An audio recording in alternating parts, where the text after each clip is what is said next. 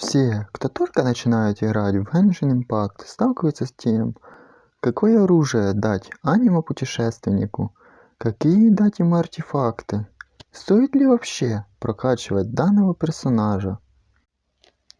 Первое, что мы рассмотрим, это навыки, которые получаем путешественник вместе со стихией аниме. Первый навык, который мы получаем, это железный ветер иноземца.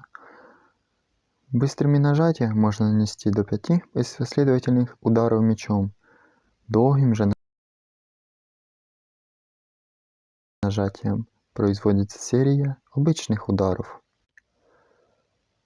Второй навык – это ладонь вихря. Персонаж создает в ладони небольшой вихрь, который наносит аниме урон врагам поблизости.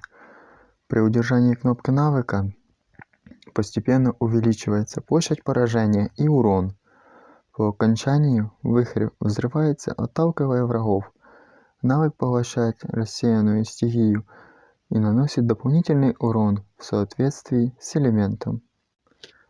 Дальше идет взрыв стихии, взрывное торнадо. Персонаж запускает торнадо, которое движется по прямой, затягивая в себя врагов и нанося им аниме урон. Вихрь также поглощает рассеянную стихию и наносит дополнительный урон этим же элементом. Теперь первый пассивный навык – кромсающий ветер. Навык открывается на второй фазе возвышения. При последнем ударе серии обычных атак выпускается аниме-клинок, который летит вперед и наносит аниме-урон врагам на пути в размере 60%. Второй пассивный навык – это второе дыхание. Навык открывается на четвертой фазе возвышения. При убийстве врагов элементальным навыком персонаж восстанавливает здоровье в размере 2% от максимального хп за 5 секунд. Многие задают один и тот же вопрос. Есть смысл прокачивать навыки путешественника?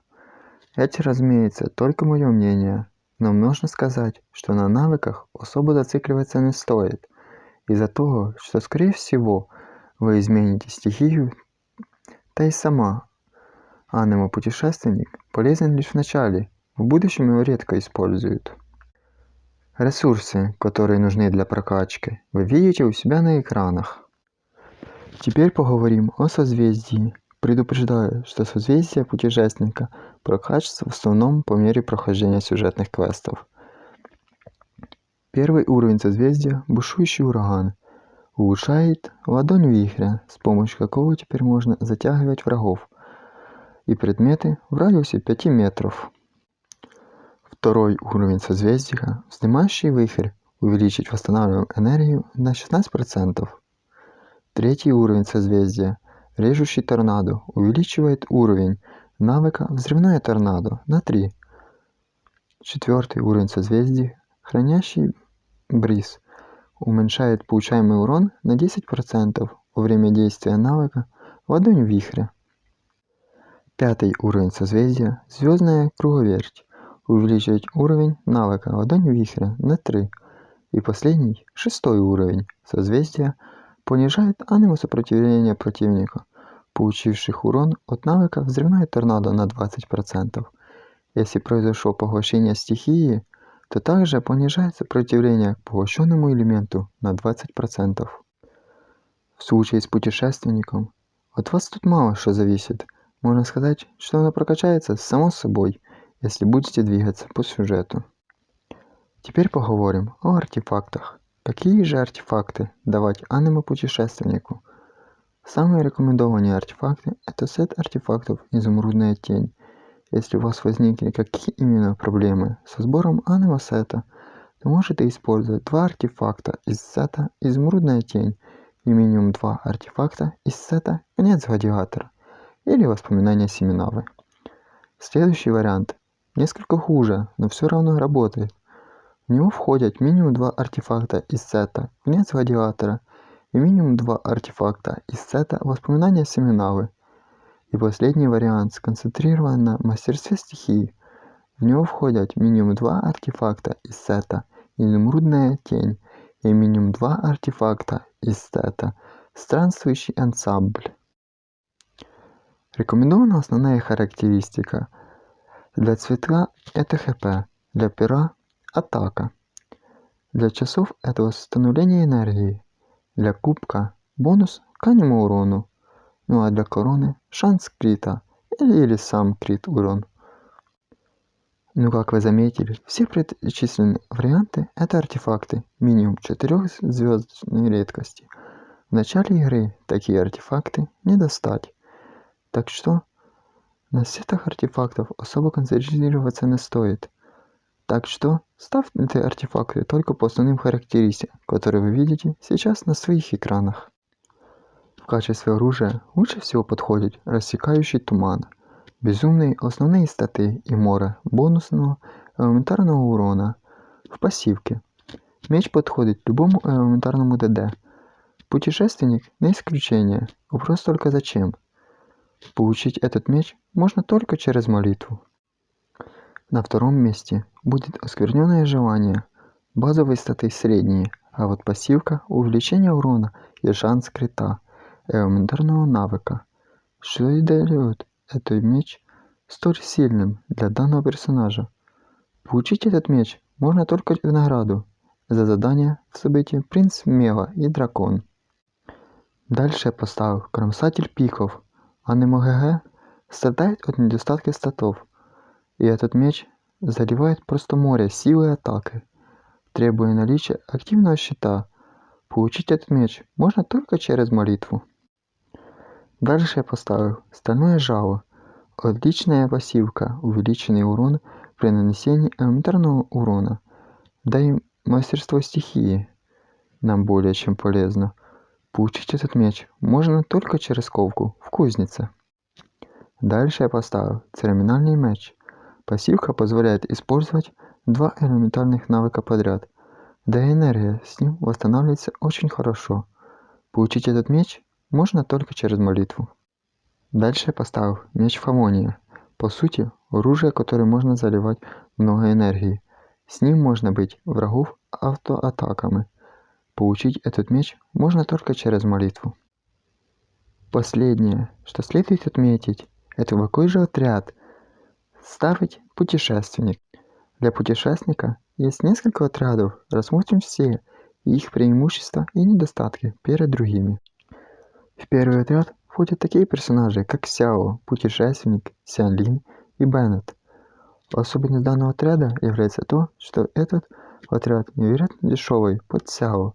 В отряде присутствуют как аниме, так и пиро резонансы. В свою очередь, Беннет будет подхиливать и бафать отряд. Путешественник же играет роль дебафера, противники и батарейки для Сяо. Основным недостатком этого отряда является сложность получения Сяо. Во второй отряд входят такие персонажи, как Тарталья, Сянлин, Путешественник и Чжунли. Особенность данного отряда является то, что этот отряд создан специально под Тарталью, с использованием продвинутой механики. Именно поэтому новичкам будет очень сложно в использовании данного отряда. Путешественник в данном отряде выполняет роль саппорта и используется вместе с Гобой. Огромный недостаток этого отряда в его стоимости. В третий отряд входят такие персонажи, как Фишель, Путешественник, Сянлин и Диона. Особенность данного отряда – дешевая и по своей сути револьверная группа. Путешественник используется для распространения криостатуса, а Фишель бьет с руки в моменты, когда остальные на перезарядке. Этот отряд достаточно дешевый в сборке и более чем эффективный в бою с некоторыми противниками. В четвертый отряд входят такие персонажи, как Чунь-Юнь, Путешественник, Сэнцю и Диона. Этот отряд сконцентрирован на поддержании статуса заморозка. Отряд также достаточно дешевый, но он является узконаправленным, так что тут лишь если у вас нет другого выбора. В пятый отряд входят такие персонажи, как Кли, Тарталья, Путешественник и Фишель. Этот отряд специализирован на элементарном уроне, но он также слишком дорогой в сборке. И последний, и пожалуй самый простой в сборке отряд, который можно собрать почти в самом начале игры. Он состоит из таких персонажей, как Эмбер, Сянлин, Путешественник и Барбара. Основное преимущество отряда в том, что он состоит из бесплатных персонажей. Подведем итог. В Путешественнике есть плюсы, такие как достаточно высокий урон от элементарного навыка и взрыва стихии. Персонажу достаточно хорошо подходит роль саппорта, что следует учесть при составлении отряда. Благодаря своим скиллам стягивает противника, также благодаря своим навыкам отлично наносит урон группе врагов. Не следует забывать, что обычная комбо-атаки наносит урон от стихии анима, и последний плюс данного персонажа в том, что он основные способности и взрыв стихии способны поглощать другие элементы и распространять. Но не следует забывать о недостатках путешественника, а их у него не меньше. Начнем с того, что пусть навыки путешественника и стягивают противников, но после окончания их расталкивает.